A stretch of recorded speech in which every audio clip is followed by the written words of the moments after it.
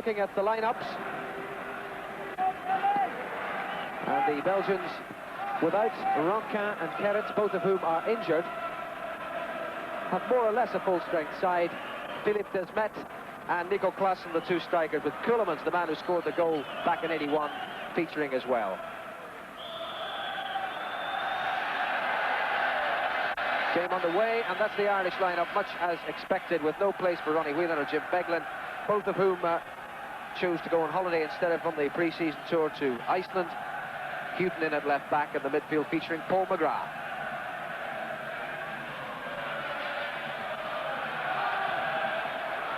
And I can only pity you if you're watching this match in black and white, because all green and all red look terribly similar. But the Irish, all in green, playing right to left, ever so slightly lighter in monochrome.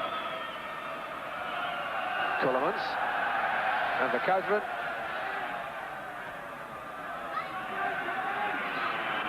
And now David Lang.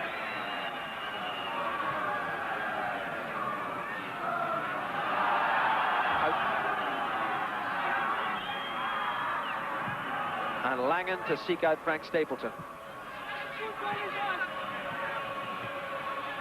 Ball is out.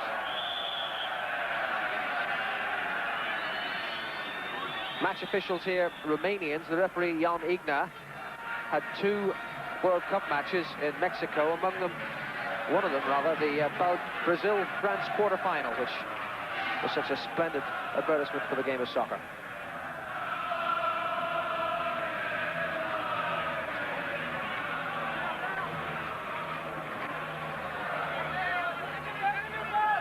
And that's an Irish ball. Throw won by Chris Houghton, who can't find a place in the Tottenham team since the arrival of David Pleat as manager and Mitchell Thomas from Luton. But in this side because Jim Beglin has been left out and left on the substitutes bench. Galvin. And a little nudge there from Stefan de Mol. Playing a sweeper for the Belgians, who have 5 men at the back, 3 in midfield, and Desmet and Klaassen, the 2 strikers. Galvin. Thundering challenge from Klaassen. And back comes Schifo to help out. And he did so successfully.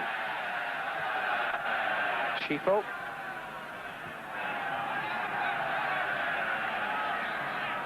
And de Mol, who was doubtful for this match. He had a touch of flu, but obviously has recovered sufficiently. Frankie van der Elst and Schifo again. Kleisters. Keulemans. Support on the left coming from Vervoort. Keulemans. And a little bit of a misunderstanding there between Kevin Moran and Mark Lawrenson, but fortunately enough, Chris Houghton was alive to the danger. Aldridge for Brady.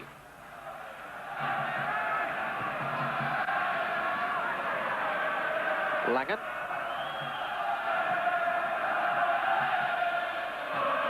And Stapleton pulling de Mol to the right this time. Ray Houghton. And up goes Aldridge. Pop the winner there. McGrath and Kevin Moran. Galvin. Klaassen and Brady in and fouling Schifo. No malice intended there, I shouldn't have thought, but the ball was loose, was anybody's, and Brady went in hard on Enzo Schifo.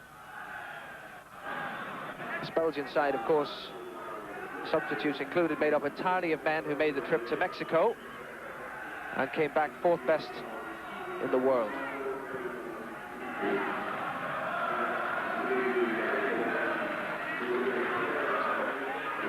A great deal expected of the Belgians here in their first match after that marvelous performance in Mexico.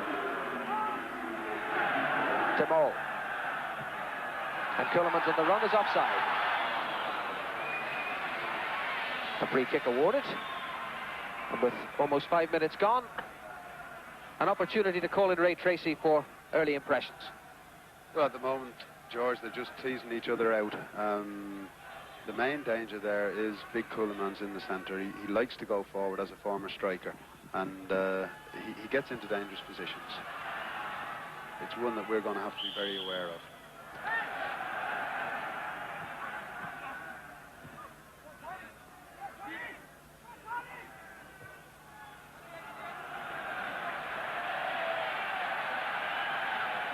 Verhorst and Coolemans again. And of course, all Irish eyes will be on Jan Coolemans after what he did in the World Cup qualifying match here in this very stadium 5 years ago. Not a great ball by Clijsters. Ray Houghton and Aldridge on the run. The old Oxford 1-2 operating there. Stapleton has gone into the middle. Langan now. Not quite reaching Galvin, but now McGrath for Galvin. Just a little too much weight in that. And a throw to the Belgians.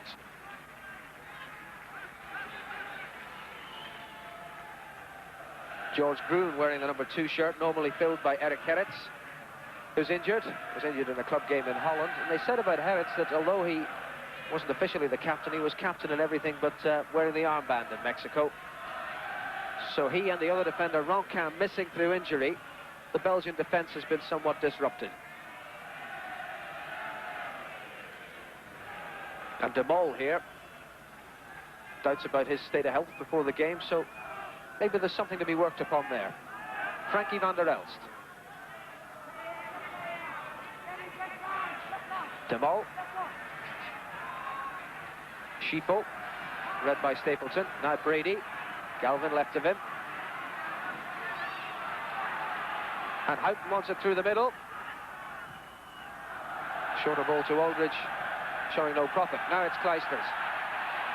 Offside, 2 of them offside there. And the Romanian linesman right in line.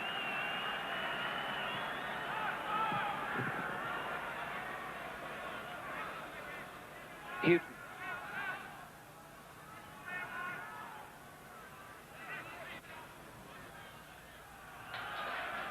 And back to Jean-Marie Pape.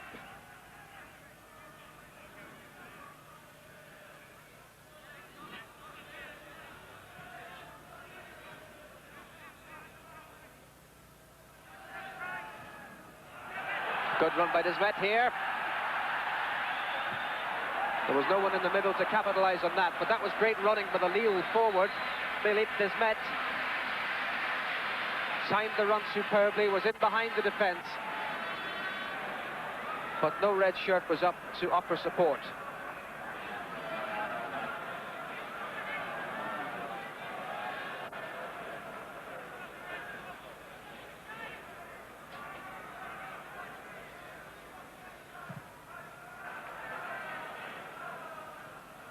Houghton beating Vervoort.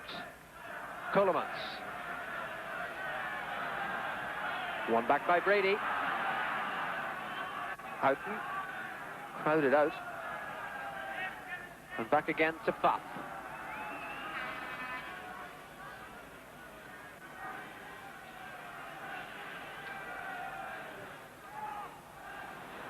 Poor ball.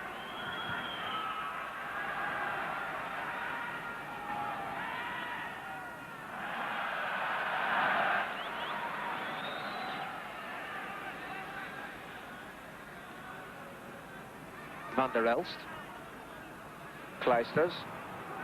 He's showing too much of the ball to the opposition and has lost possession a couple of times already.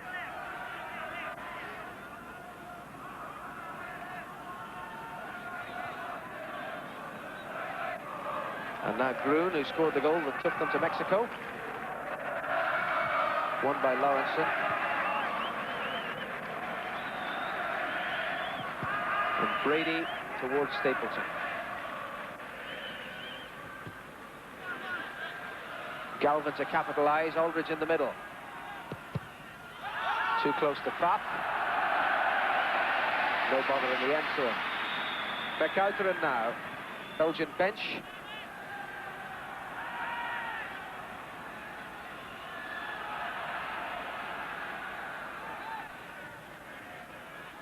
Among the substitutes, the vastly experienced Erwin van den Berg.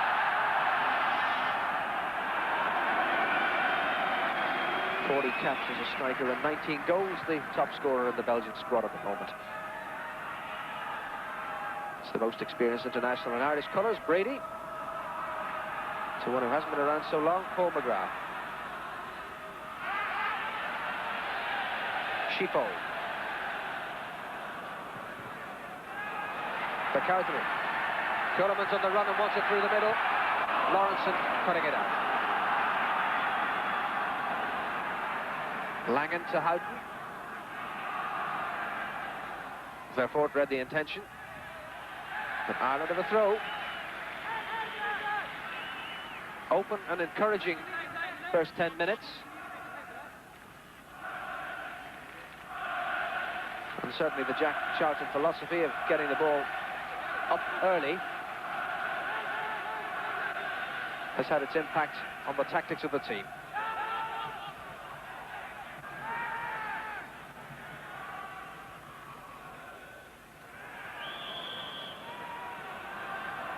Little push and a free kick to Belgium.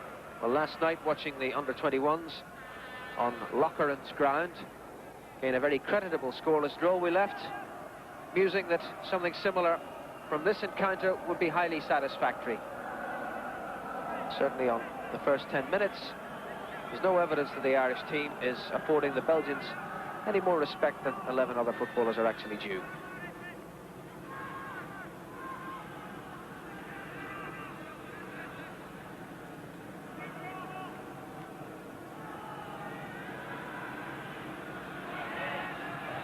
Once again on the run. Moran read that perfectly.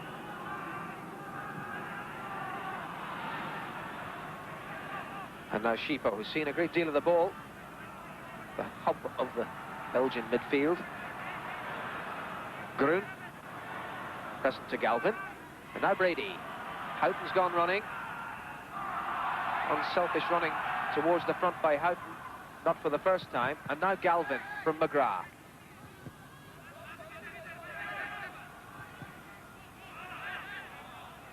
And on that occasion, they didn't move for Liam Brady.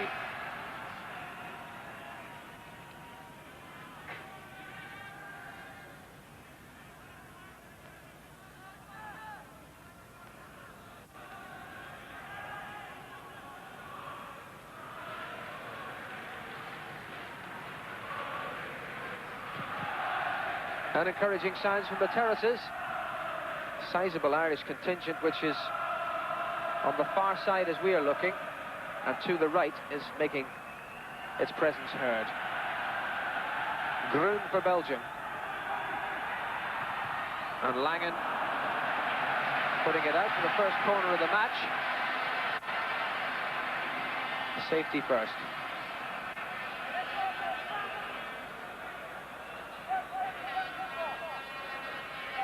Paddy Bonner between the Irish posts for the 12th time.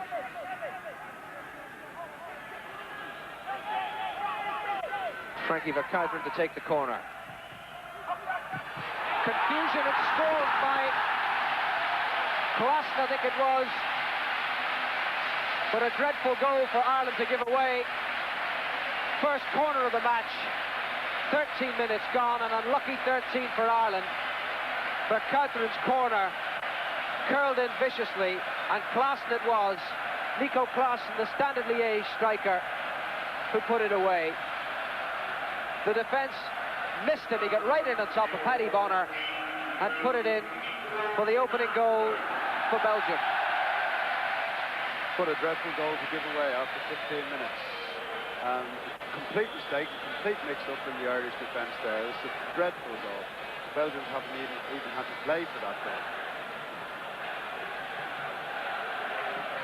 A chance to see it again, and watch how they failed to spot the little fella coming in on Bonner here. Houghton missed it, Bonner missed it, and Klassen put it away.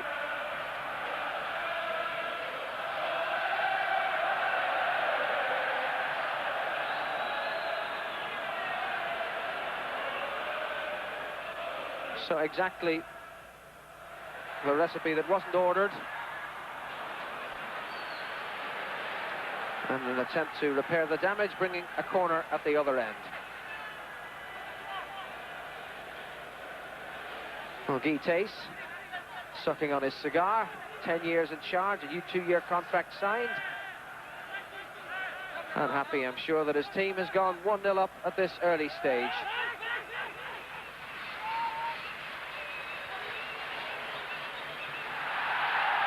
And the roars as Ceulemans takes it up.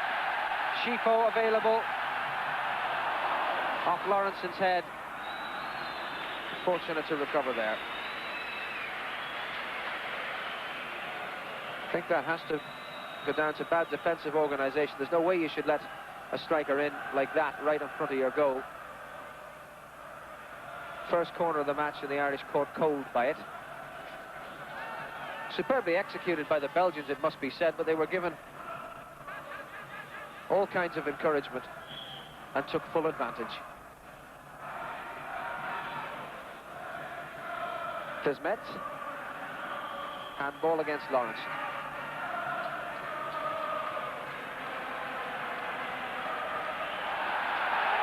And here goes Vercauteren again. And another corner to the Belgians. David Langen claiming that Vercauteren controlled the ball with his hand and taking it down on the far side, but the referee, the Romanian, will have none of it. And the corner has been taken. And Klaassen back to Enzo Schifo. Ceulemans trying to get through again. Moran getting it away. Kleisters. Control by Klaassen. And Ceulemans had it taken off his toe by Moran. And Liam Brady having to come back and sort things out.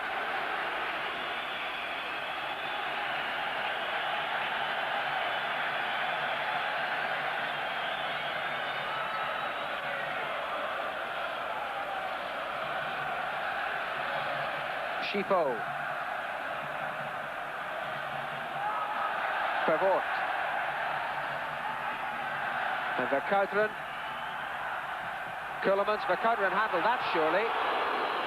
And the free kick has been awarded for the handball against Frankie Vercauteren, who is looking particularly dangerous, Ray. Yeah, Eric Gerrits, who should have been playing right full-back, he is a great influence on the Belgian defence. But of all the players on the pitch, including Jan Ceulemans, I think the track record of Vercauteren would stand up with any player in the world. He's a hell of a good midfield player who scores a lot of goals. The Irish coming back. Out. And Stapleton with a chance. And a great block that was by Vervoort, and it had to be because the Belgians for once were unhinged. Galvin now. Stapleton up. And the header is there! Frank Stapleton gets the equaliser. 17 minutes gone, and there they are. The journey is worthwhile.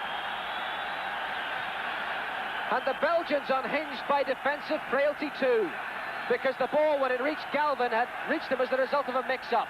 Stapleton at the back, the low-diving header to take advantage.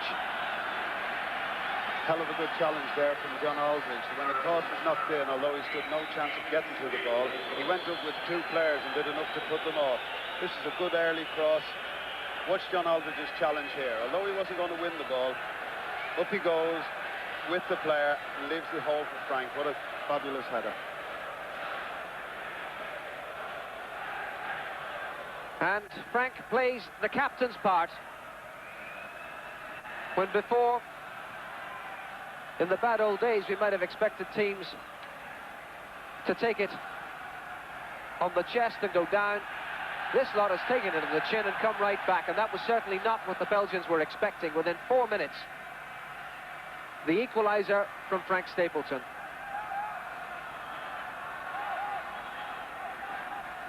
Schifo. And Vercauteren and Schifo again. And Vervoort, the full-back, had come up to offer support and very nearly got there to trouble Paddy Bonner.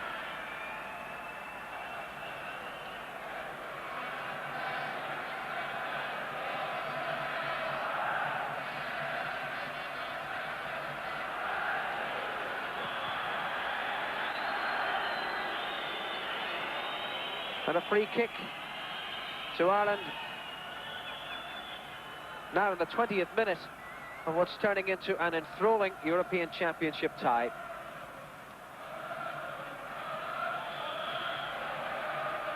A bad goal given away, and then a good one scored to equalise. Brady's free kick. McGrath up, and Pfaff confused again. And the free kick has been awarded for the over-exuberant challenge by Kevin Moran. Pfaff complaining. Belgium have their free kick anyway. He knows he's in a battle. Lovely remark he made. Said he went to Mexico feeling he was the best goalkeeper in the world. He came back knowing it. Well, he may feel he's the best goalkeeper in the world, but he's at 1 foot past him tonight.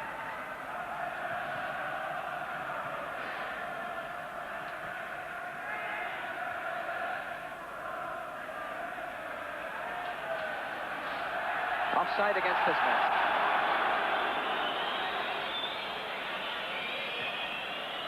Big man went to Lille.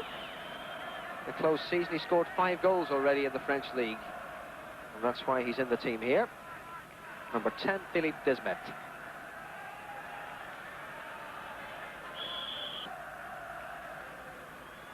Happy, I'm sure, the way that it's sorted itself out after that lapse. Schifo fouled by Brady. It's not the first time this pair has tangled.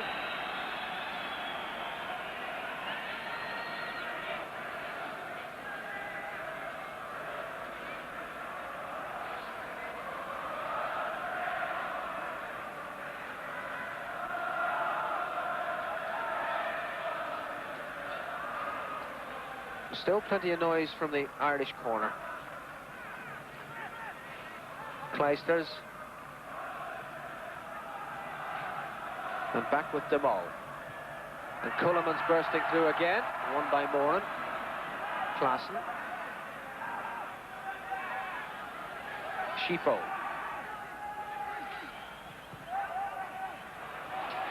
Danger here, Verkauteren. Well read by Lawrenson. Now Desmet. And particularly noticeable how eager the Irish are to get in on the challenge and win the ball back when it's lost. Liam Brady. Good ball to Houghton. Langen offering the unselfish overlap again. Houghton couldn't thread it through to Stapleton, and now a little bit unbalanced. Cullimans. Desmet. He's nobody in the middle, though. He did this before, and there was no one in the middle. He's got to go alone.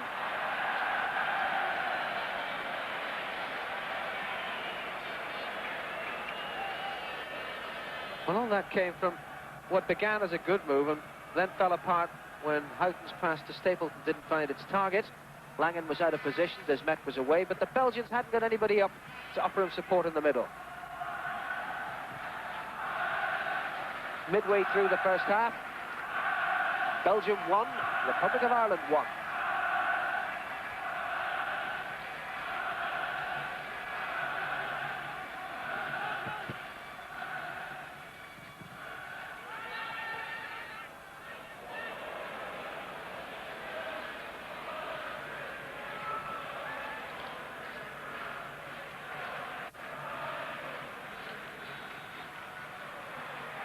Now, Lawrenson against Desmet, and the big Belgian got away that time.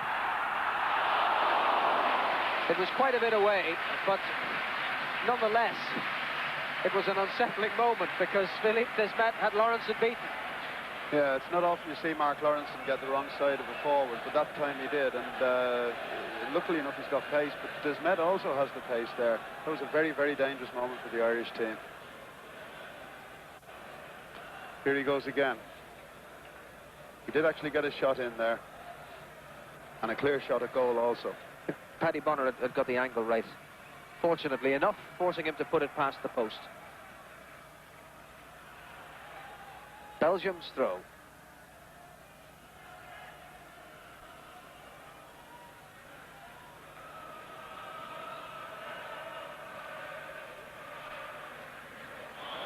This time Desmet fouled by Lawrenson, who was determined that he wasn't going to be caught out again.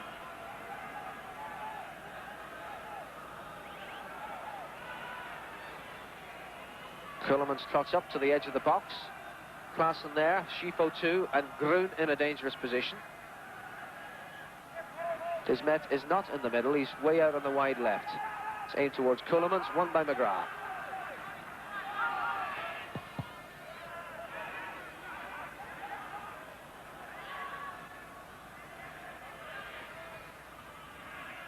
Grun and Schifo. Good ball to Desmet. Well, good idea to play the ball to Desmet. The ball itself wasn't so good.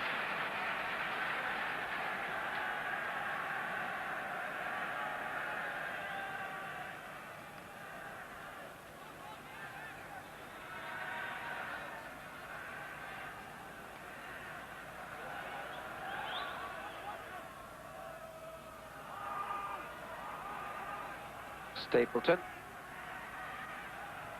And Brady and Houghton in some room.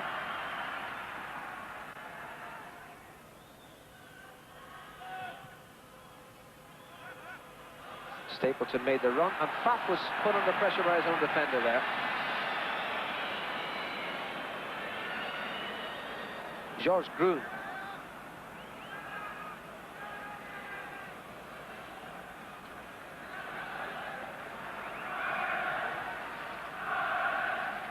Now Kleisters. Ceulemans playing very deep. They find Grun so well.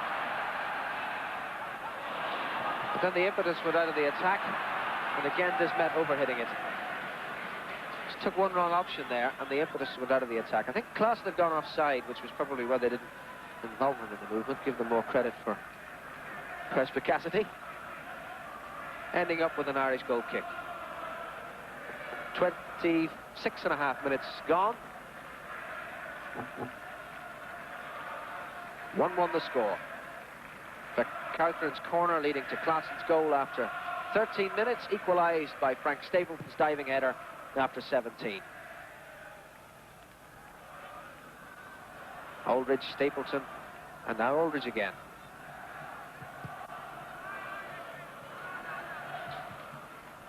And Houghton again, the early ball forward, and it's come to Houghton and Langen with some room. Brady.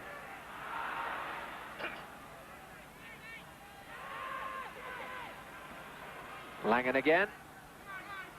McGrath with a knockback, which wasn't firmly enough knocked back to reach Frank Stapleton. Schifo now for Belgium.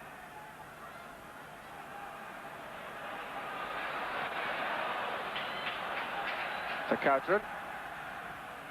Desmet on the run, but again it was overhit.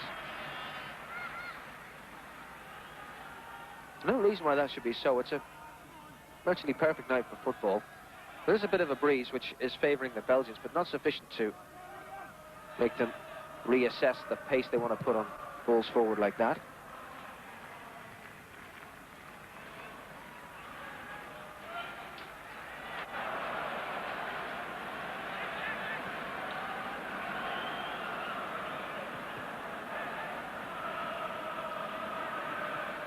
And Houghton putting pressure on Schifo. Belgium going backwards.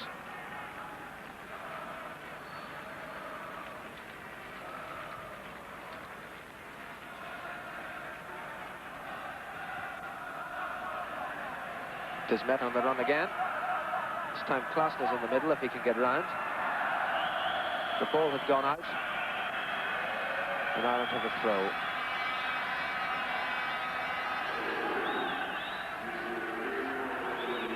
Hooray.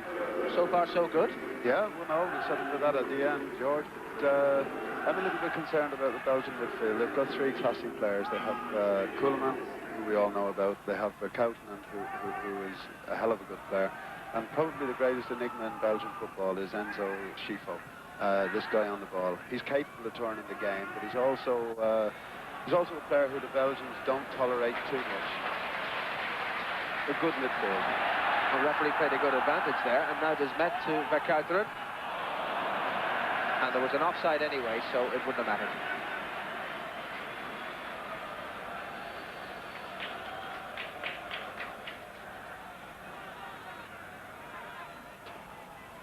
I'd be a little bit concerned for Paul McGrath at the present moment. the game seems to be passing Paul by in the centre of the pitch. It's more like Wimbledon. The ball's going forward very, very quickly, and Paul isn't contributing the way he can.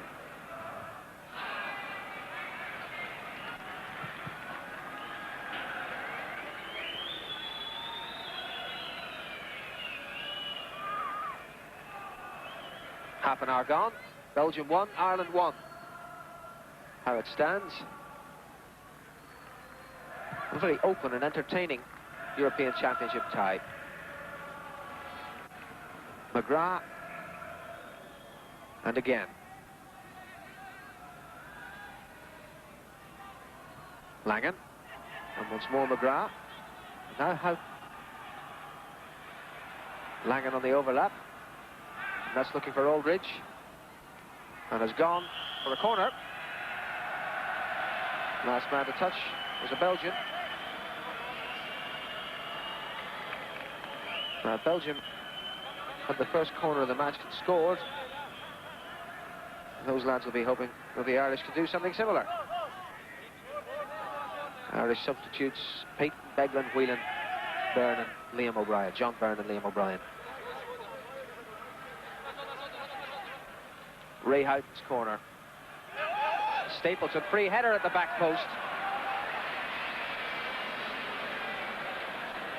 And they missed him when he got the header in for the goal, and they missed him again. Frankie van der Elst against Ray Houghton. Klaassen to Kleisters. Schifo.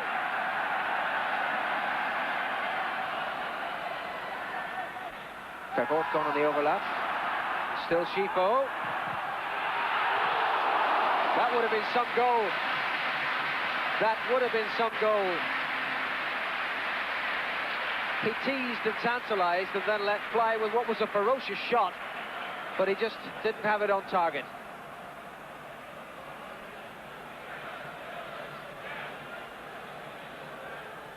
Just look again at this. Opened the space. Teammates did well for him. Desmet pulling the men out of the way, and then the shot whistling past Paddy Bonner's upright.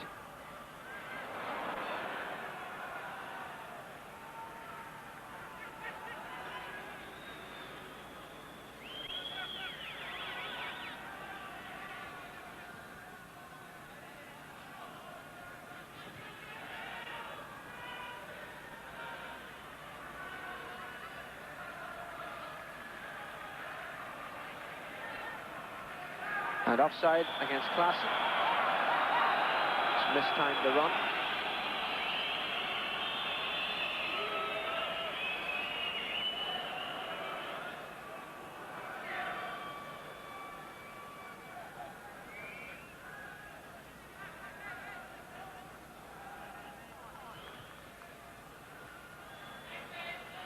They're putting pressure on themselves there, needlessly.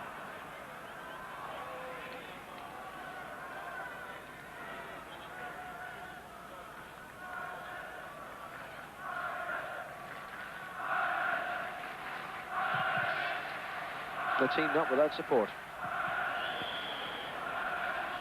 Free kick awarded against Frank Stapleton.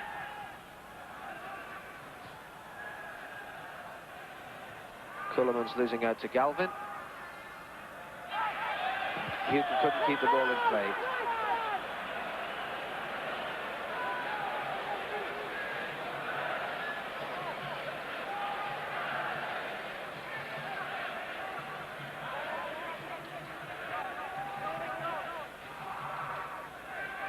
Belgium had the opportunity to push men forward, but they kept three of their outfield players back. It's Desmet, the backward header.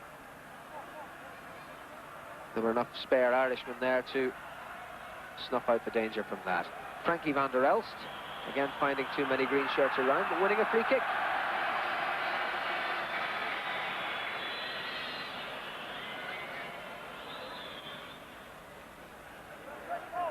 And Frankie Verkouteren will take it.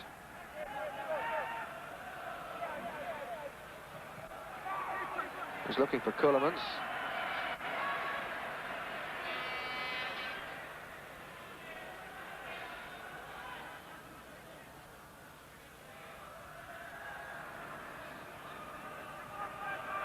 And now Schifo.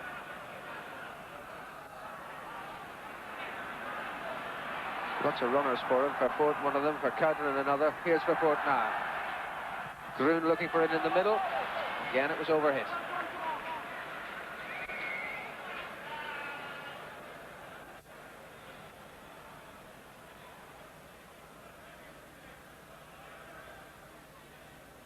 The clock says 10 minutes to half-time, and it's still 1-1. This, of course, just the beginning of a long haul in the European Championship, in a group that also includes the Scots, Bulgaria and Luxembourg.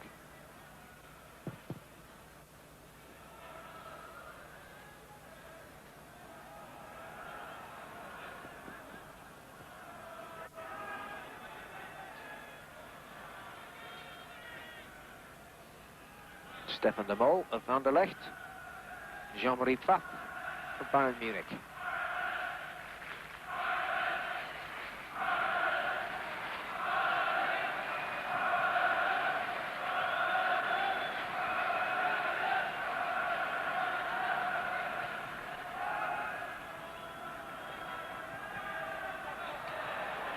Meet and drink to Mark Lawrenson.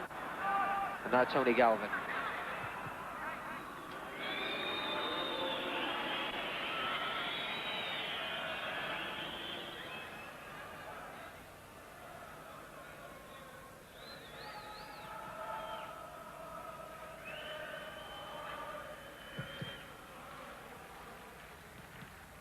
Was won by Keulemans. Layoff by Klaassen. Schifo. And Keulemans again on the run from deep. But Moran had seen him coming. Ball was out. And it's Ireland's throw.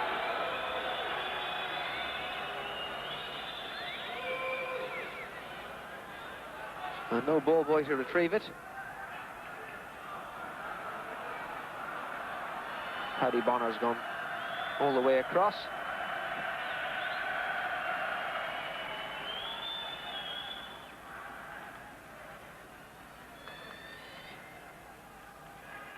And now we have a ball, and we can get on with the game. Not by any means a full Hazel Stadium. Capacity reduced to 38,000. This is the first competitive international match here since that awful night, May 1985. Galvin.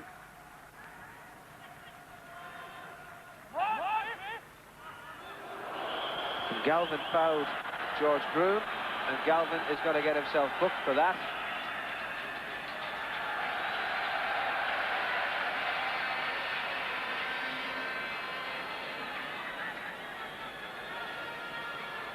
Of course, this is just like the World Cup. These cautions are cumulative. And 2 of them, and you miss the next match.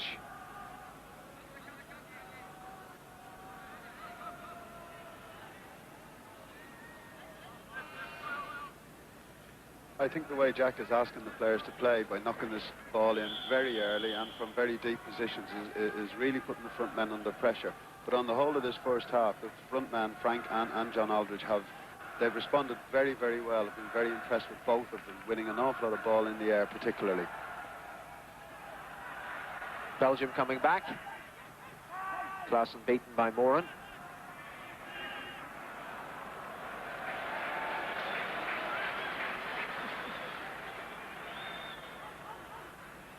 It's an interesting comparison in styles, Ray, from the way things used to be. It is. It's changed, and you can see that. It's changed considerably. Very long balls, and we are very good in the air. We have first-class headers of the ball, and we're making use of it. That was one of them, Frank Stapleton. Now Galvin and Liam Brady. That was very nearly danger for Belgium. Cheeky little ball to play in from Liam Brady, driven hard into the box. Aldridge went sliding in and couldn't quite connect.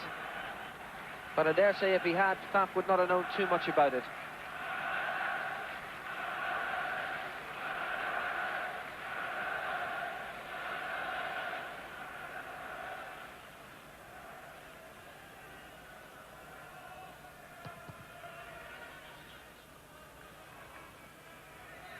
And another chance to look at that. Liam Brady drilling it into the box. Aldridge came in, Stapleton too, but just couldn't connect.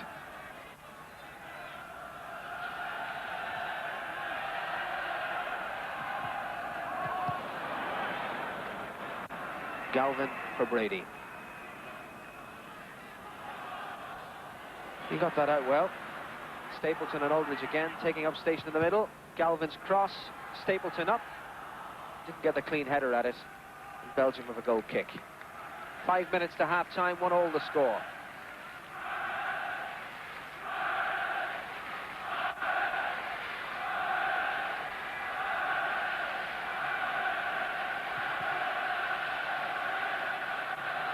And plenty to encourage them to shout even louder. That banner in the bottom, you may just have caught sight of, proudly bearing the name of Blessington.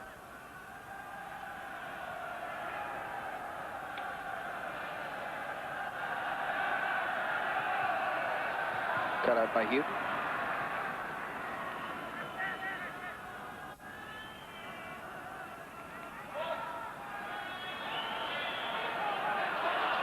The throw has been awarded to Belgium.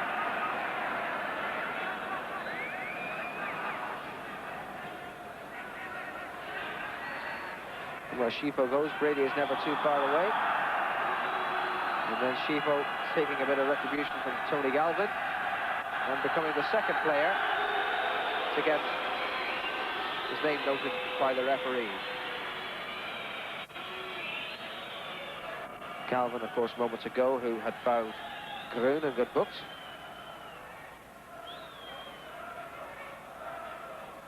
Jan Igna from Romania taking the name of Enzo Schifo. Mick Byrne, the Irish physio, departs the scene. Tony Galvin fit to resume. Schifo's name in the referee's book.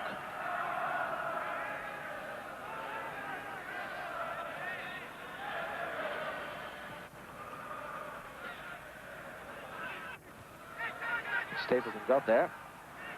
Galvin just couldn't get in to fire the shot.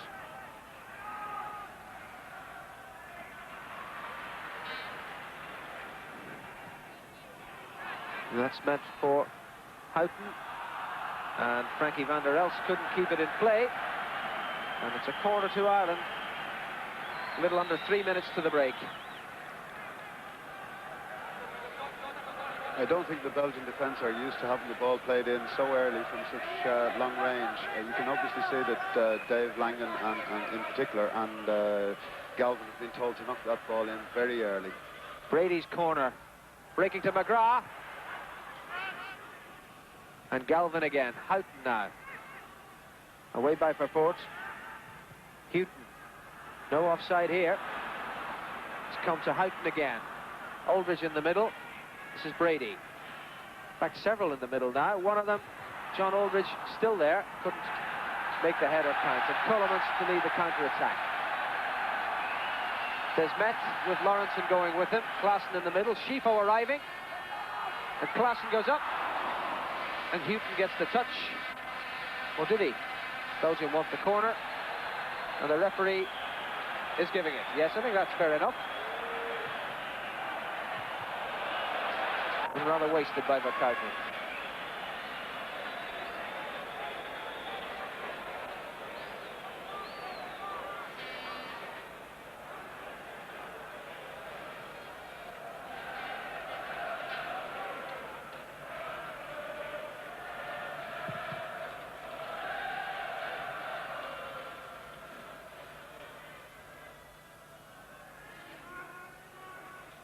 Belgium backpedaling again.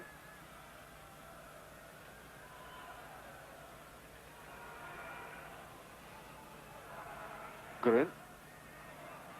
Into the final minute of the first half. 1-1 the score. Kleist was coming forward. And now Schifo. And the referee not impressed by that particular fall.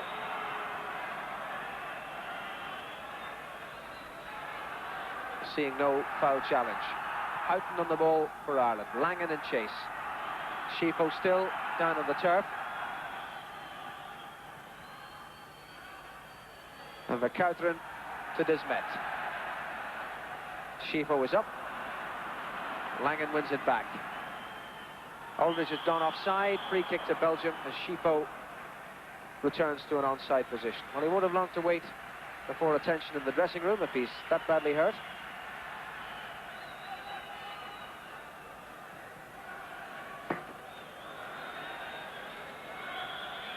And in fact, a little before time, Jan Igna of Romania blows the whistle and brings to an end a highly satisfactory first half, not for this man, Guy Thys, the manager of the Belgian team, but certainly from an Irish point of view. Verkuiteren with the first corner of the game, giving Klaassen the chance to unhinge the Irish defence, 1-0 to Belgium, and then 4 minutes later, Frank Stapleton making the tricolours wave with an equaliser from a diving header. Half-time score then in the Hazel Stadium in Brussels. Belgium 1, Republic of Ireland 1. We'll take a break and be back with more. You're welcome back. Guy Thys, the Belgian manager, a reflective pause in the dressing room. He hasn't made any changes in his lineup at half-time, nor indeed has Jack Charlton. And the sides are ready to begin the second half. Goal apiece. And certainly in the stadium, a very interesting and entertaining first 45 minutes we've had. And let's hope for good things from the second half.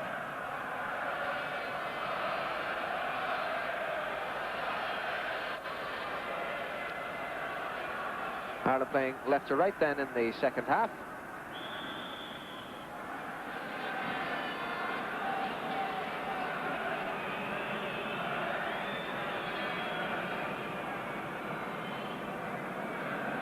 And the first goal kick of the half.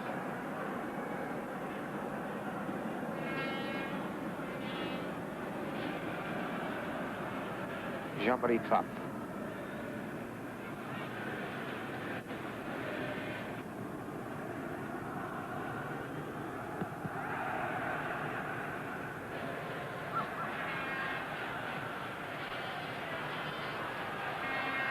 Van der Elst seemed reluctant to come for that. Cleared in the end by Kleisters.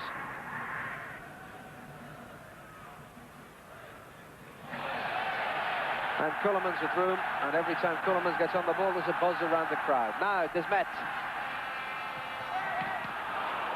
Knocked away by Moorman, not precisely where he wanted to put it, but knocked away nonetheless.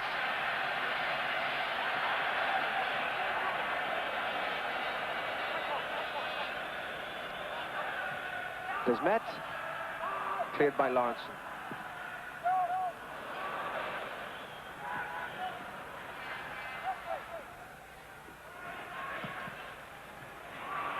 Aldridge chasing.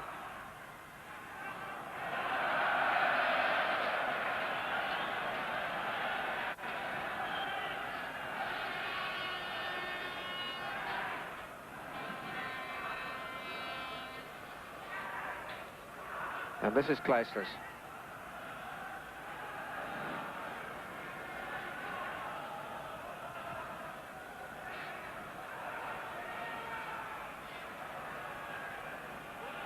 Demol.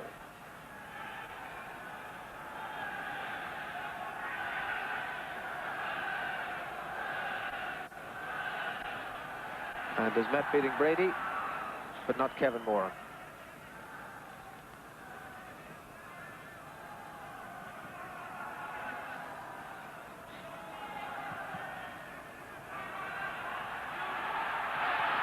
Well, Lawrence had to look sharpish there. And it's brought Belgium a corner. And let's think back to the first half of Frankie Verkuiteren trotting over to the right-hand corner and swinging one in.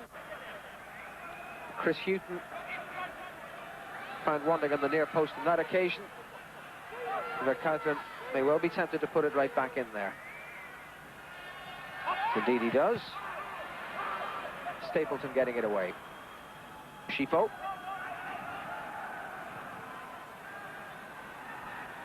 And now Kleisters. Brought down by Hughton. Advantage played. And now Demol. It's the sweeper pushed up. Vervoort. Returned Langen well there. And that was anybody's ball. And perhaps Klaassen should have made more of it. And for that, I should think we should be thankful. Yeah, I think we were a little bit fortunate there, but the referee gave a free kick for dangerous play. David Langen was a little bit exposed there by number 5. Here he goes. He turns Davey both ways. That's bad defending on Dave's part.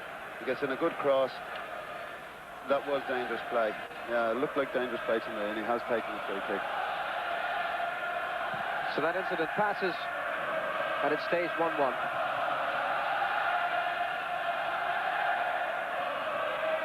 And the Belgian crowd finding its voice. Schifo.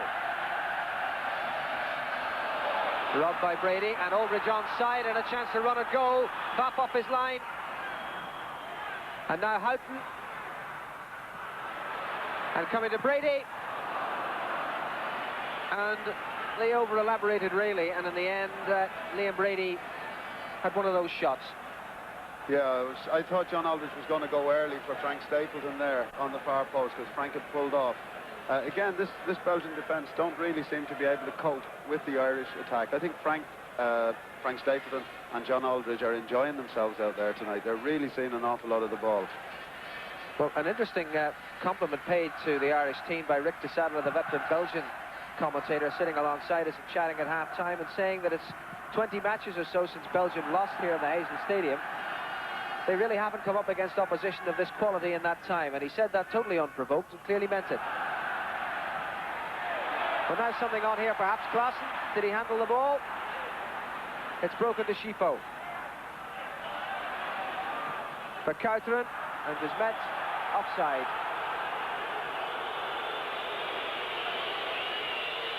The Irish getting quickly on with it. Brady.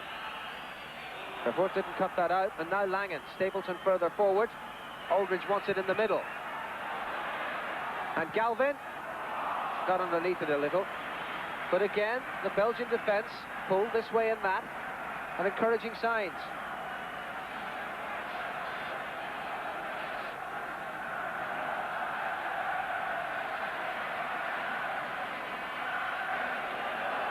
And there were two spare men on the far side. Galvin just got underneath it. 5 minutes of the second half gone, and an encouraging start to the half.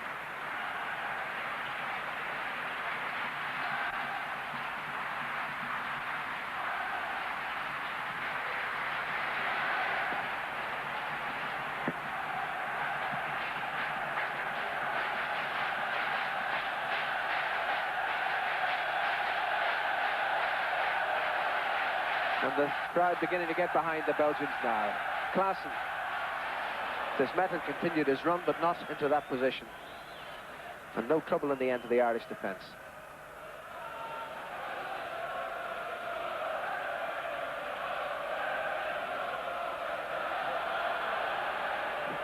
Something of a rugby tackle from Leo Kleisters. Frank Stapleton on the receiving end. And Ireland with a free kick.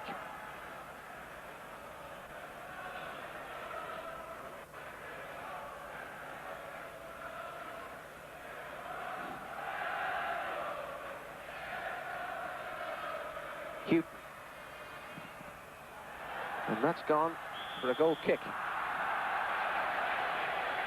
Quite how he got that decision out of what appeared to be a rough deflection, I'm not too sure. However, Jan Igna in control, and Belgium back in possession.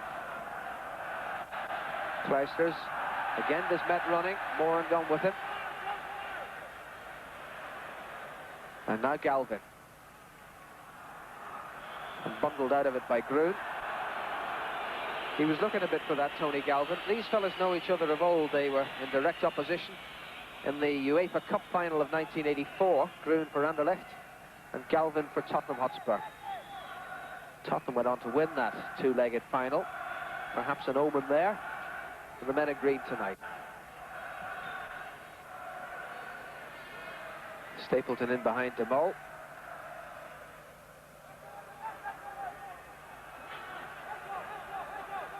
And Galvin to take the throw.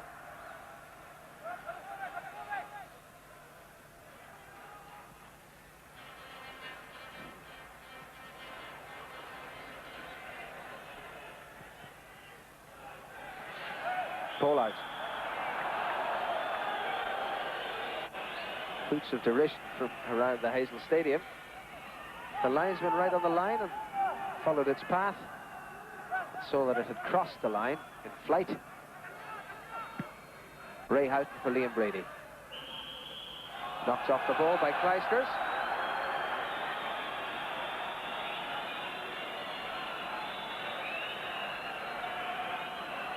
And Pfaff not looking too happy about that. McCarthy and Clijsters, the two-man wall. Brady. And Aldridge, offside.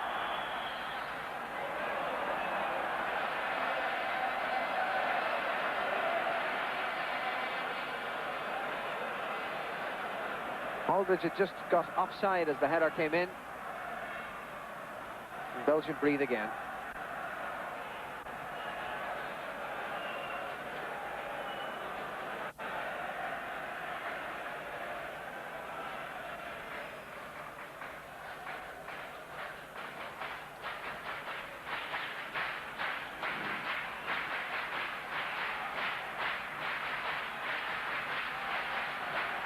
Cut out by Houghton, now Galvin. Fortunate ricochet. Houghton for Brady. And the Belgians taking a leaf out of the Irish book and really hustling in on their men.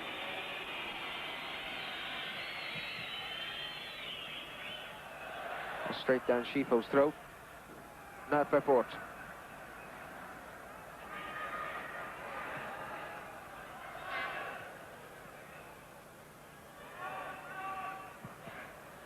And Lawrenson mistiming that clearance.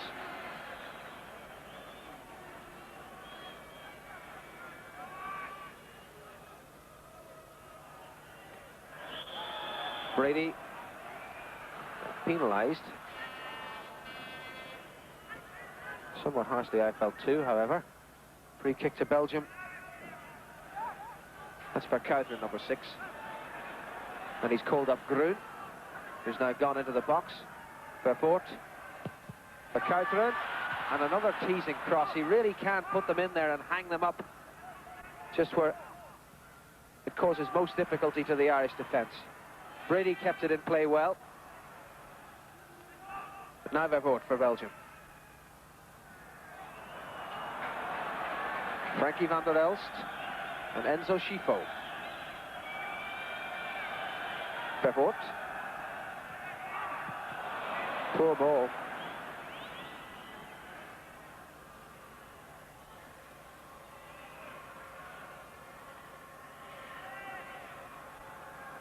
Lots of room for Chris Houghton now.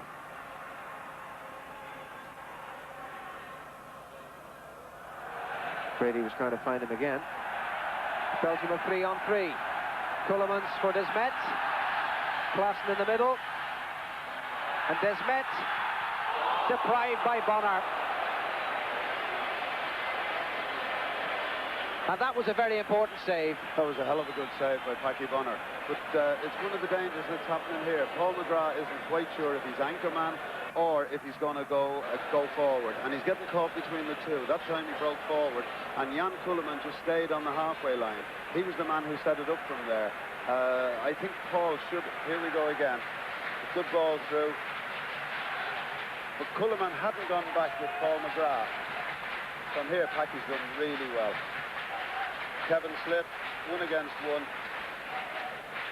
Yeah, I think the forward would be asking questions of himself there. It was a definite chance, a very, very good chance for Belgium. And that was Desmet, 5 goals already for Lille in France this season.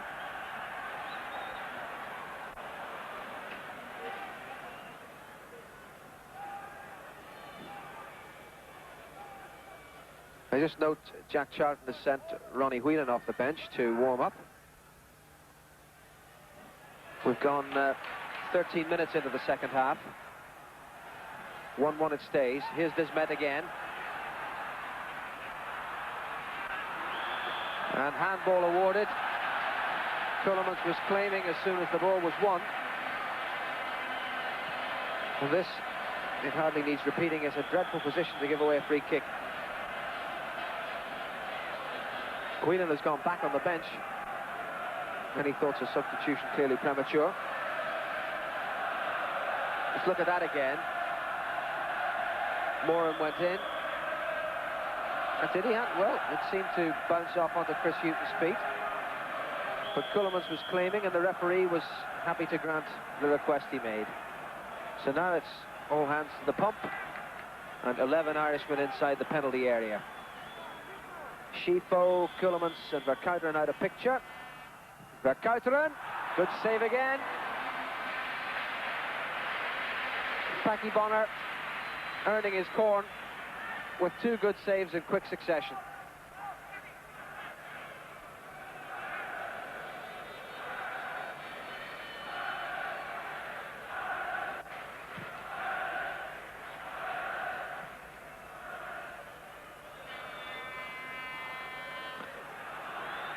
He saw it quite late. It fizzed over the wall, but he got down well behind it.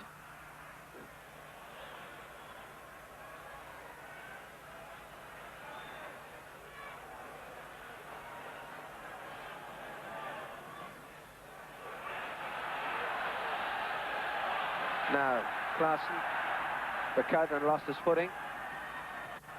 Vervoort, this time Langen in first.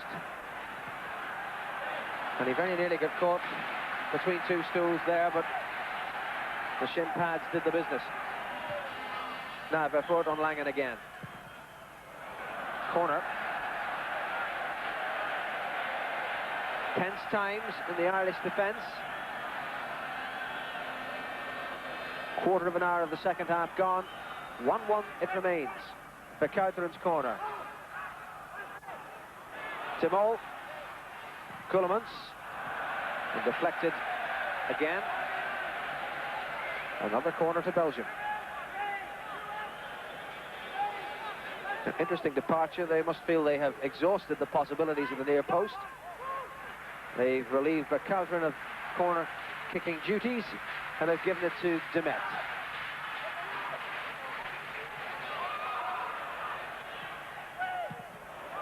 Cleared by Hughton.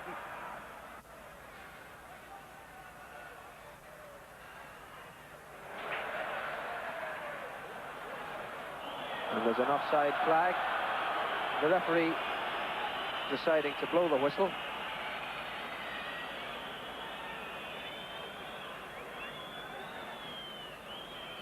Back with Langen. And Aldridge fairly thumped from behind by Stefan de Mol, rather.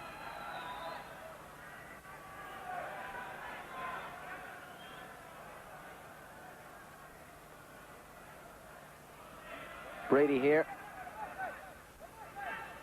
with 5 men at whom to aim. One of them McGrath. Houghton beaten by Kleisters. And now Schifo. And Groen. Oh, Hughton may have been caught, but Moran was going to take no chances.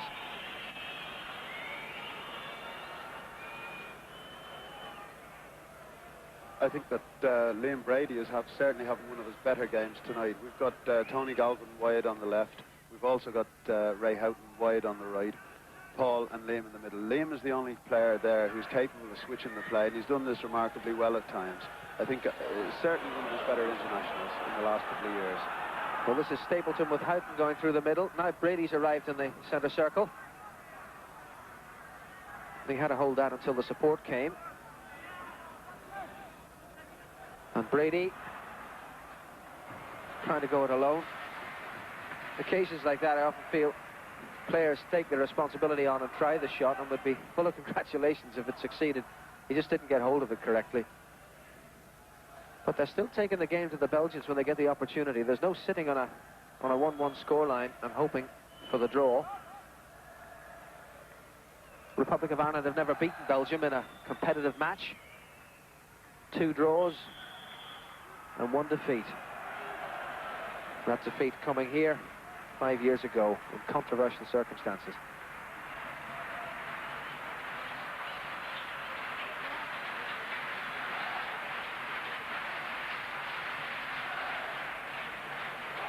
Mistake by Vervoort.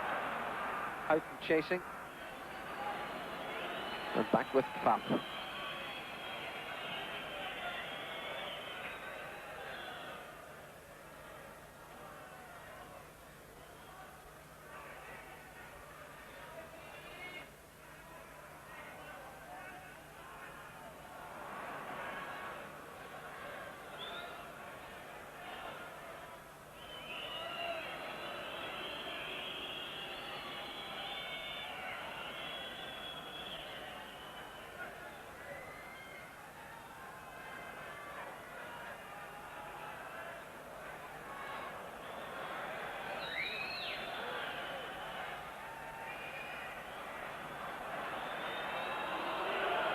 They're being forced backwards. Not something that the whole fans will find terribly encouraging. Slip by Lawrenson. Klaassen. McCarthy unable to get past Langen. This time, there was no Belgian there. Now Schifo. Vervoort. McCarthy was offside.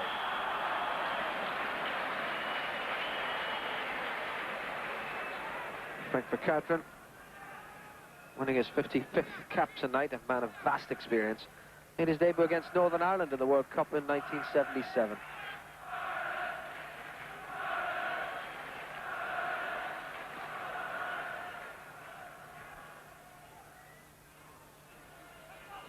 Frankie van der Elst. Now, how often do you see that? Strikers battling and harrying away. It didn't win the throw just then, but there's no quarter of the field in which the Belgians can feel safe to dwell on the ball. The Irish attitude and spirit, first class.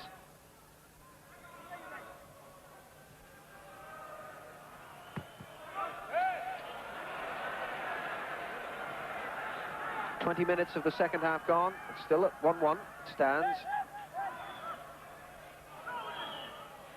I think we've Packie Bonner to thank for that. Two key saves from Desmet and from McCarthy. Space of a minute, not so long ago, keeping the scores level. Now Brady. Just too close to Faf. Cullemans.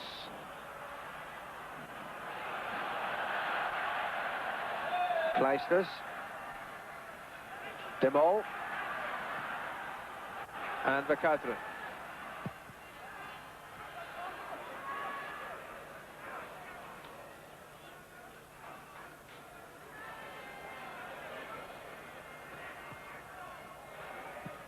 McGrath.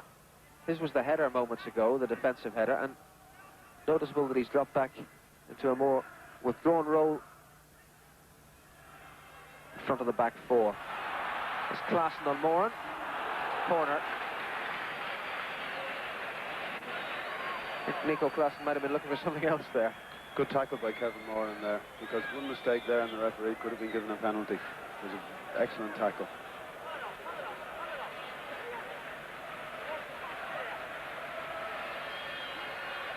McCarthy again.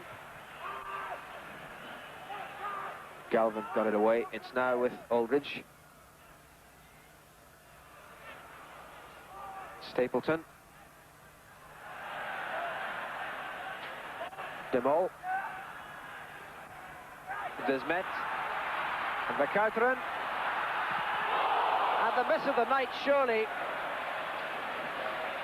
Demol, the defender, got up and had a free shot and goal. The Irish concentration lapsed, and he made such a hash of it.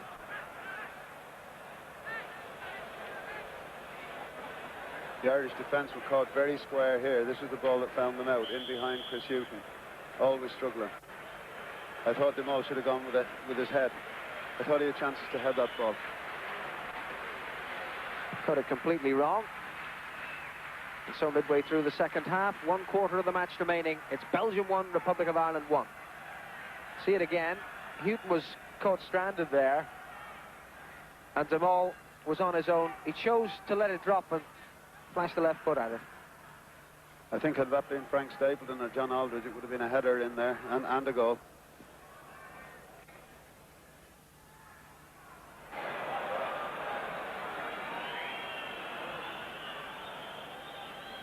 This is Leo Kleisters.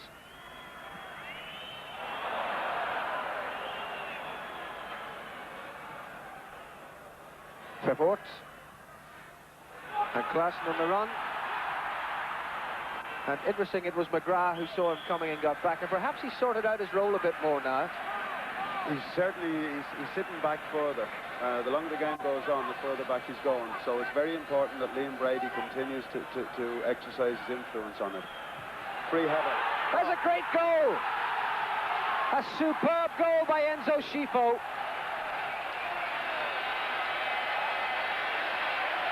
And again, the Irish found out from the corner kick. Put right into the spot where Bonner couldn't reach.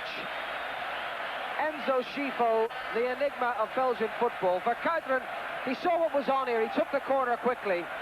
And Schifo came in late, got underneath it. And, well, maybe Paddy Bonner's dive was a little swan-like. But certainly that was quick thinking on Verkuiteren's part. And twice he has unhinged the Irish defence. It was also bad play. It was also bad play by the Irish defence because he got a free header. You can see there wasn't a player within 5 yards of it. Having said that, that's one of the nicest headers I've seen in many, many years. He had one place to score and he put it there. 2-1 then, and 20 minutes to go. And this is where the real questions will be asked of the Irishman.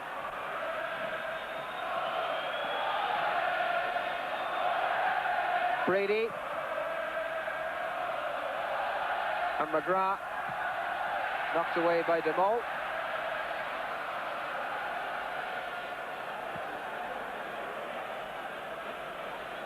And still the cheroot being sucked. Still the concentration intense. But Keitace must know that at this stage in the game, a goal is going to be very difficult for the Irish to retrieve.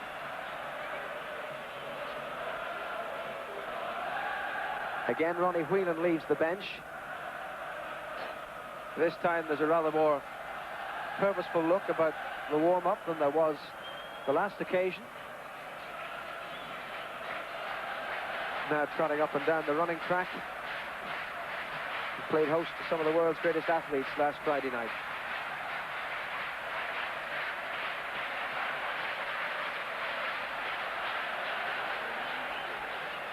Fairport.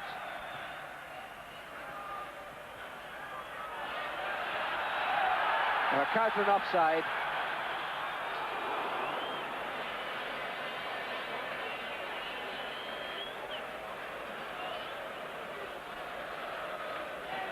A respite and a chance to mount another attack. Houghton. Brady's gone on a good forward run. Houghton didn't spot him. It's now Coleman's. And Lawrence had just nudged Klassen at the precise moment in which he was trying to take off on his run. The referee was right there to spot it. Belgium with a free kick.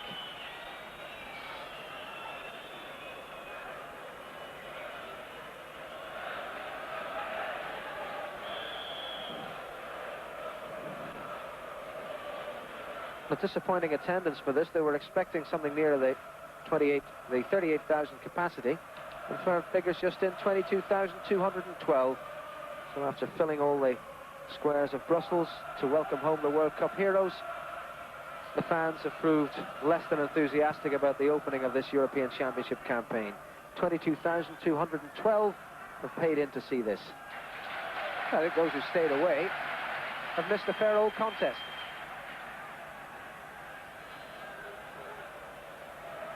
Of which there are now a little over 17 minutes remaining. 2-1 to Belgium.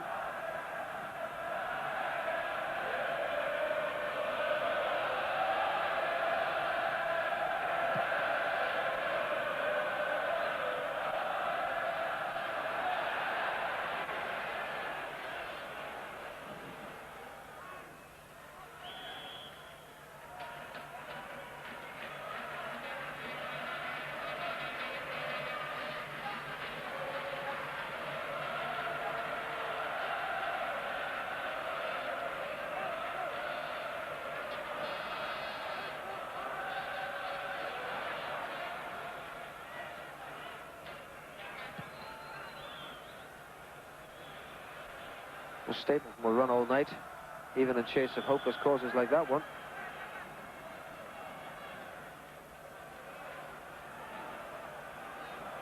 And even at this stage, the Belgians will extract every last second from the manoeuvre, getting the ball back to Patrick Vervoort so that he can take the throw.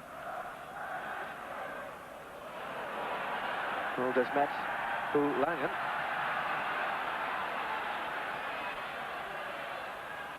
Now Schifo. And Verkuiteren again, straying offside.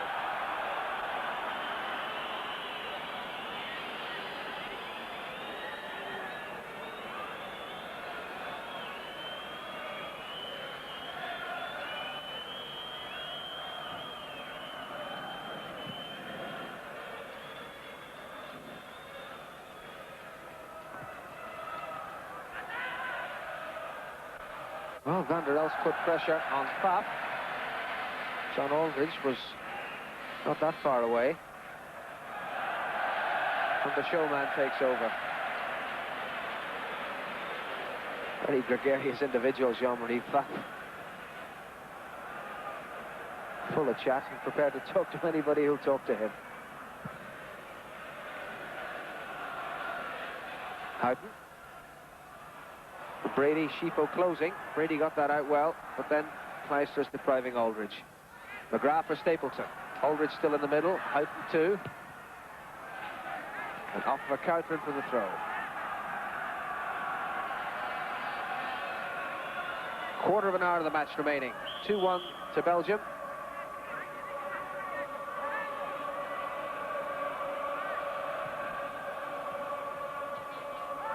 And now Brady with some room. It's Stapleton and Aldridge. Together the twin threats. It was Aldridge he looked for. And deprived by a Belgian head, a corner is what results. Ray Houghton has gone to take it. Stapleton on the near post. Aldridge in close attendance. And Moran has gone up to join the band. That's a goal kick. The linesman was in line.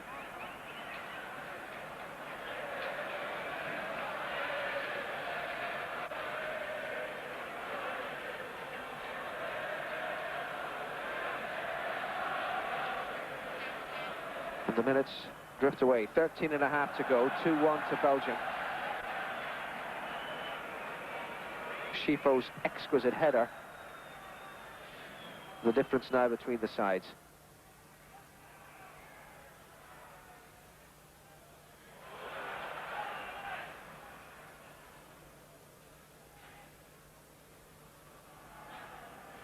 Brady.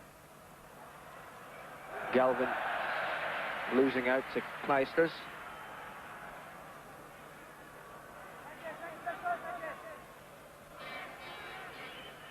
Chris Houghton. Foul throw.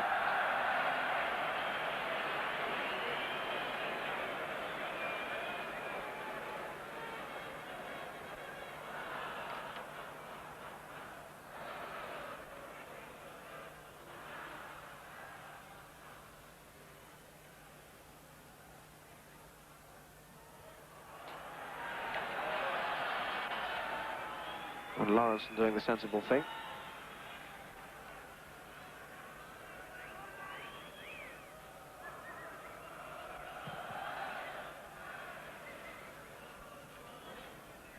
Houghton coming away from Vervoort. And then McGrath beating Van der Elst. And Vervoort back to cover. Kulemans. This is Langen.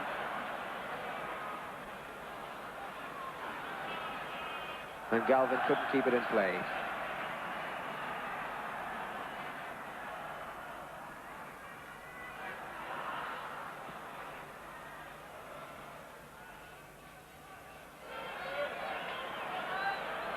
They'll happily do this all night.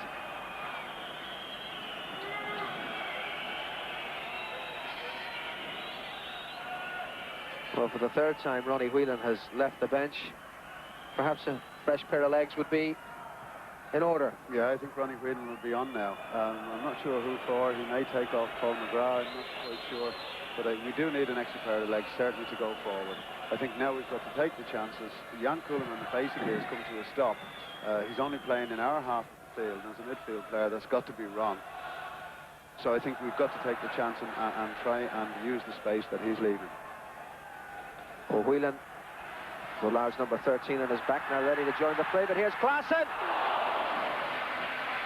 And that was an important Deflection, it seemed to me, but the referee didn't see the deflection, nor did the linesman.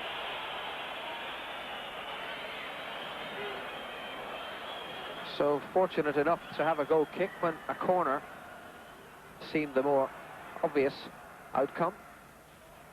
And now it's a throw, and now a chance for Whelan to go on. Ronnie Whelan, and he's going to take off Tony Galvin. Well, there's a little over 10 minutes to go. 10 minutes in which Tony Galvin's place can be filled by Ronnie Whelan. So let's hope he gets himself an early birthday present. He'll be 25 next Tuesday. A goal here would do nicely. Brady. And Pfaff taking no chances as McGrath came in. And that's a throw.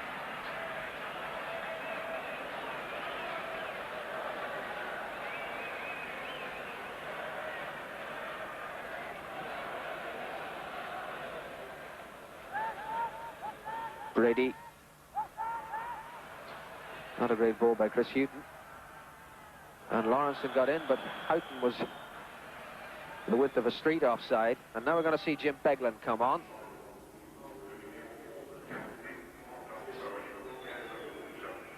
So the two holiday makers who chose holidays rather than the tour to Iceland and who paid for that with their places in the starting lineup are both going to end the match. But here goes Groen. Houghton in on him. And that's a corner. 9 minutes to go. 2-1 Belgium lead.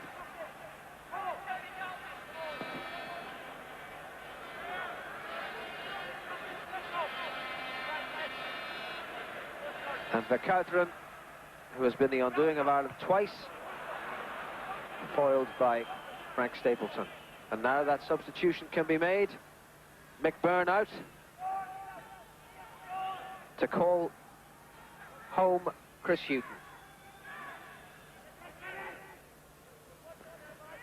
But despite all the signals, no opportunity to make the substitution, and now they can. 8 minutes to go. Jim Beglin will go on when Chris Houghton has left the fray. Chris, who's lost his place in the Tottenham team, fortunate enough to be in the starting lineup here. And now replaced with 8 minutes to go by Jim Beglin. The two Liverpool men are on. I think we can expect to see at least Jim Beglin back in the starting lineup when the Scots come to town 5 weeks tonight.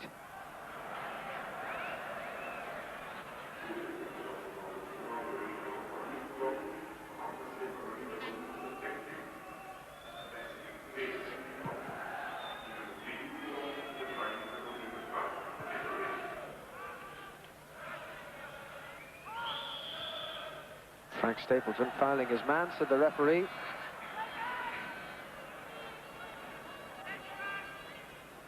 And the Belgians, having taken the lead, have now been able to take the pace out of the game. And the goal really came at the worst possible time, with the legs beginning to tire, and now, having gone behind, the cause seeming ever more hopeless. But here's one man who won't let it die. Davy Langan, now Ray Houghton, and Liam Brady. Beglin. Whelan is up ahead. And on the ball. Beglin on the overlap. And Aldridge and Stapleton there. And that was so important, an interception by De Mol. They don't like the high cross, the Belgians. And Jim Beglin found a good one to test them. Now Brady.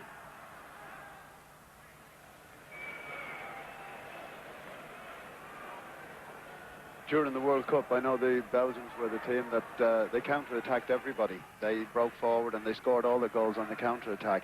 Tonight they've had to come and win the game, and it's amazing to see that it's two dead ball situations which have cost Ireland the game. Well, Ray, perhaps you're being premature. We'll hope you're being premature, but it's looking that way now with what's just 6 minutes to go, 2-1 down. And a free kick given away. I suppose the hopeful thing is it's Belgian on the ground, which is why we won't be able to start. Schifo, or is it Klaassen has gone down? Klaassen's on the deck. Schifo there, standing preparing to take the free kick. I suppose it's encouraging that at least dead ball mistakes can be worked on the training ground. Yeah, but they can happen in any game, and they happen too often. Shifo over the top and away.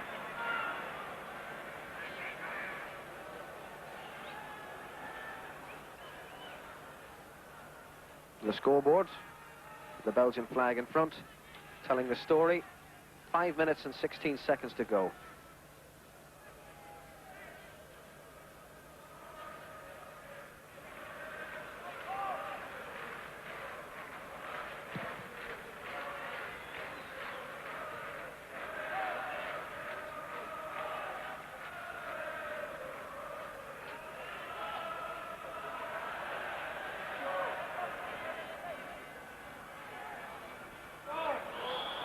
Brady bundling Verkuiteren off the ball.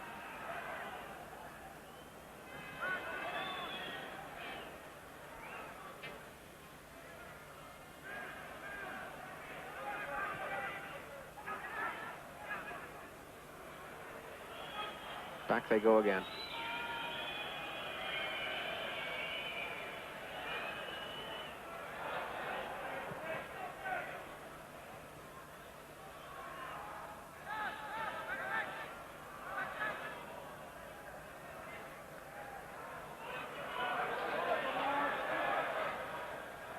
Was Vervoort, this is Desmet. Klaassen.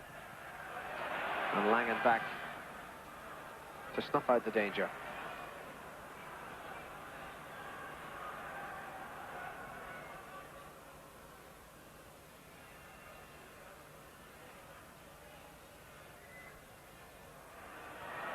Aldridge trying to get in there. Faf, what did they say, command. 3.5 minutes to go, 2-1 to Belgium. Shifo. And De Mol. And played for Kulemans. Kevin Moran blocked his way through. Brady to lead the counter-attack.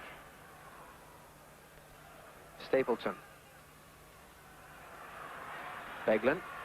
Whelan's gone up to the edge of the box.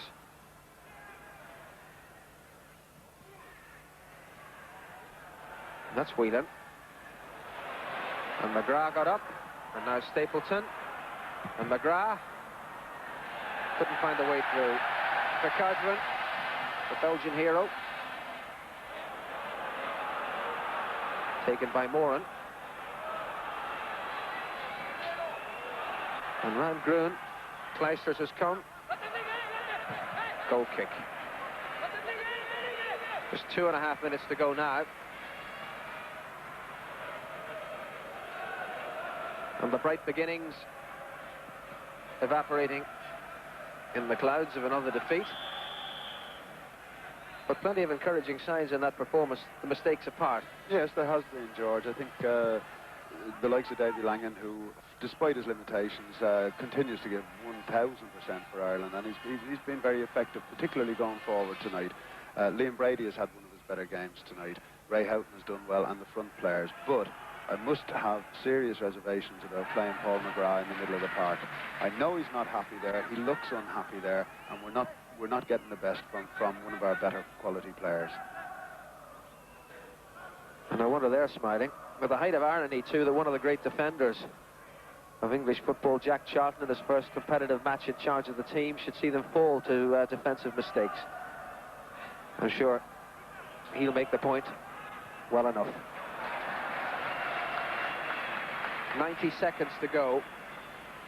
And Belgium, cushioned by that goal by Shifo 20 minutes from the end. And the points almost within their grasp. No offside here. Stapleton going in on Faf and pulled down, surely. Yes! Yes! Penalty kick. Definite penalty kick. That was a very, very good move, given the time of the stage of the game. Yes, it was excellent. Within 70 seconds of the end of it, and they kept the shape. They didn't get caught offside.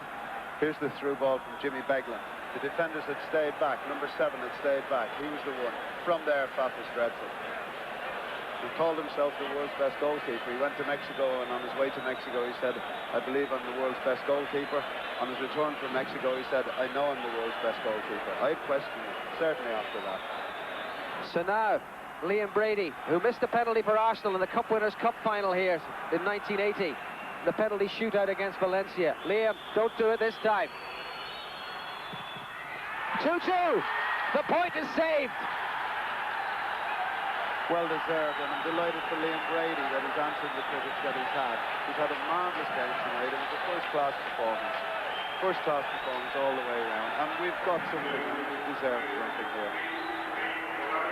And with almost the last kick of the game, as we move now into injury time, Liam Brady brings out the flags, and 2-2 is the score. And the match is over. And a remarkable night in the Hazel Stadium in Brussels ends in a chorus of boos from the Belgians, but a remarkable performance by the Irish that I think in the end got its just award. They definitely got their award. They've worked very, very hard. Frank Stapleton and John Alders, had they gone home with nothing to show for the amount of work, the amount of graft that they gave out there tonight, it would have been an injustice. So a hell of a good result and quite a good performance from the Irish team. Jean-Marie Pfaff departs disgusted, but the Irish will go home delighted, with goals from Stapleton and Brady against Klaassen and Schippo. The final score of the Hazel Stadium, Brussels 2, the Republic of Ireland 2. Well, we hoped for a result. We got it, and I think there's a great irony in relation to what happened. Reporting from Mexico City, Kevin Cosgrove. The distress of an England footballer adjusting to the thin air of Mexico City. A city that at 7,500 feet is half a mile higher than Britain's tallest mountain. This was supposed to be an England tour in search of answers about preparation, perspiration and pulse rates in readiness for an expected place in next year's World Cup. Then came Brussels. The worst beginning of any football tour that I've ever experienced, and I've been in the game for 35 years. We obviously came in The teams emerge in single file, representing the first step in a new bridge-building exercise between the footballers of England and Italy after the tragedy in Brussels. The politicians and the administrators quite rightly have had their say, and now, as these two fine old footballing nations come out together, they aim to show that true sporting values still prevail. There's certainly been no animosity here. Indeed, the Italians wanted this game played to prove that the two countries can play in peace, and that goes for England too. It's a day when playing the match and the manner of the game is more important than the result. Ken Jones talks to Bobby Robson about the spirit of the game being more important than the result. We'll always be competitive out here this afternoon, and I think that's very important, is that we still remember it's a football match and that both teams are obviously to win. But I think what also is important and crucial to this afternoon is that the name and the state of the game comes first. Now, we've spoken a great deal with the players about this. What is essential this afternoon is that both sets of players, I'm obviously concerned with mine, behave in a very sportsmanlike attitude, that there is good behaviour, that there is good discipline, and that the game is played within the spirit of that the game was first of all decided upon in the first place. Enjoyed us, in fact, just a moment ago. Some very significant pictures here as the national anthems played. The players of England and Italy standing together.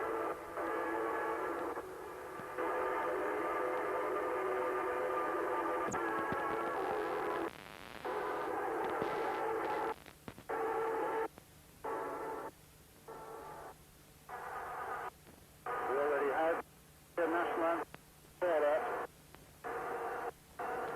And there are pictures there. Just a few solitary English fans are here. The Union Jack. It's a very small crowd here in the Azteca Stadium that holds 109,000.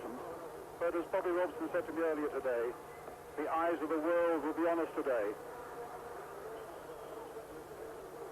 The The butcher in the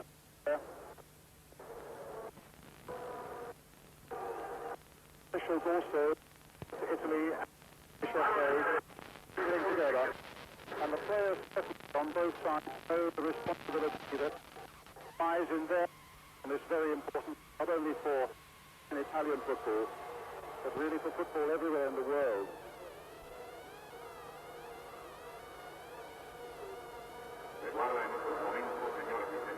A scorching day here, just coming up to 2 o'clock in the afternoon. And we now have a minute in memory of Brussels tragedy.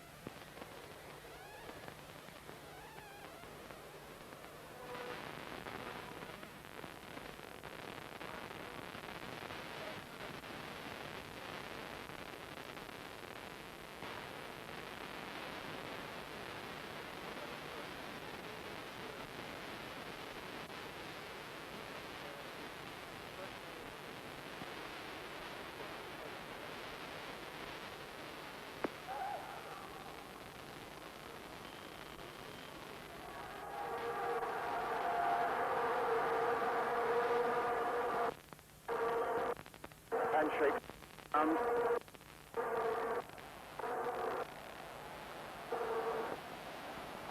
a day where must come first, but without the game, winners and losers. And here's the England side with Peter Shilton in goal. The first cap for Gary Stevens, Kenny Sanson at number 3, Trevor Stevens at number 4 for England at Everton. Mark Wright, who's been a little unwell a little earlier on, quite fit now though. Terry Busher, the strong man in the defence. Brian Robson, the captain. Ray Wilkins at number 9, another player playing at the moment. Mark Hayes, that's another one in this. And well, I'm not sure that it should be in fact Chris Waddle at number 11. And Bobby Robson, the manager of course. Side there.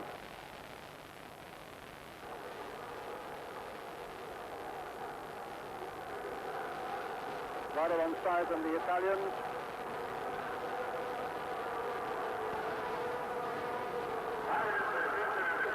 The Italians, in fact, have left every member of their Juventus side out. Is Dali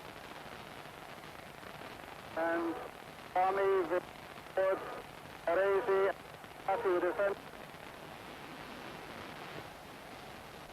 Michela, who Conti, Bagni, Alderese, a strong little striker, Di Gennaro, who's the midfield general, and Altobelli.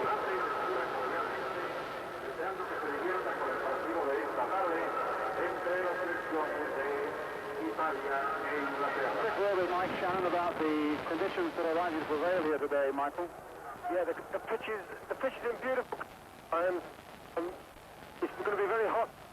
Tremendous stadium, like I say. I mean, I think the lads could feel of the pitch, and hope that Waddle can get nervous. But I think he's given quite a free. The referee today, and Tony Marquez, a couple of Mexican linesmen with him. This is a part of a three-nation tournament. Italy, England, and Mexico. The West Germans arrive early next week. A Mexican linesman here, a picture of him. The West Germans arrive next week and play England Stadium Wednesday night. The whole is stripped to this game, and possible to use 5.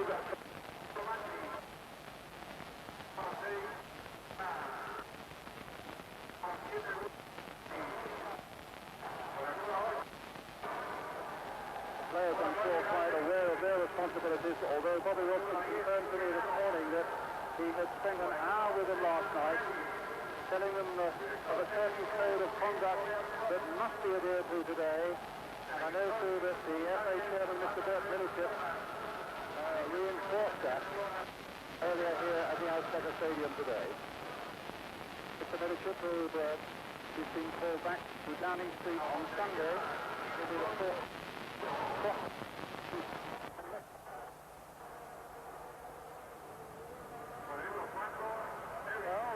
Italian goalkeeper is Giovanni Galli, a part of a side that's going through a very good spell at the moment.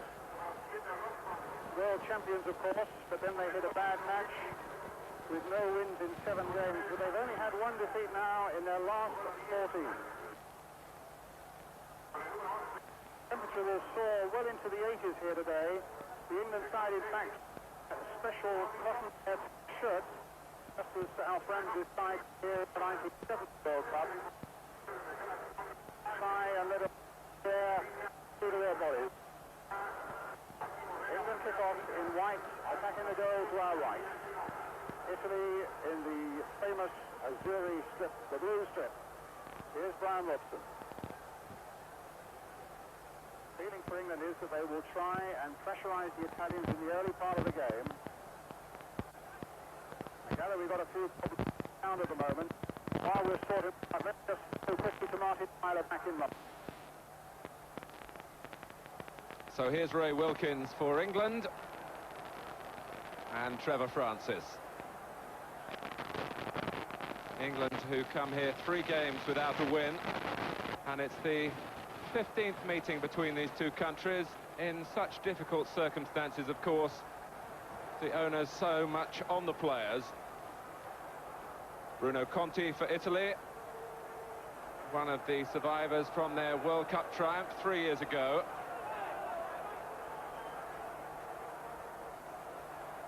There are 3 players in the Italian lineup from Verona, the new Italian champions.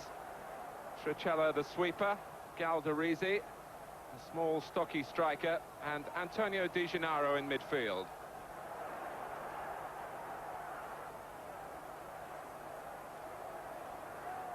Kenny Sansom. Ray Wilkins, who must have felt the tragedy of last week even more keenly, if that's possible, than any of the other England players because of his Italian base. So too Trevor Francis, of course. Here is Wilkins. Plenty of movement from England. And Trevor Stephen stopped in his tracks. So an early free kick for England, who have lost 4 of the last 6 meetings against Italy. Giovanni Galli from Fiorentina, the goalkeeper.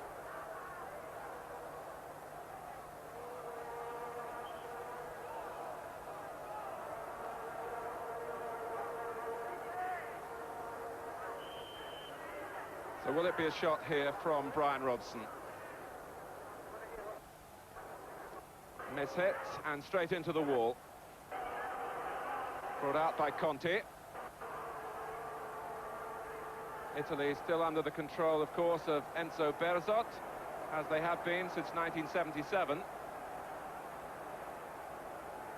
Altobelli wearing number 11, and the interception from Ray Wilkins. Galdarisi, a small figure there. Only his 2nd cap. The first was last Sunday against Mexico here, when Italy drew 1 goal apiece.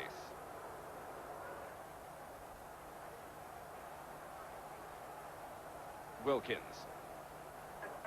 Nicely laid off by Francis. Robson collected it, but couldn't find the final pass. Altobelli, who scored, of course, in that World Cup final in 1982 when he came on as a substitute. Conti. Chris Waddle starting the game wide on the England left. And in fact, Kenny Sansom had got well forward in front of him.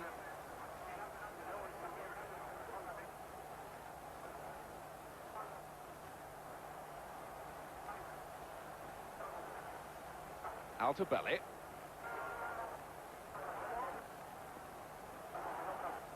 Obviously such a test for these players in terms of the acclimatization, which was the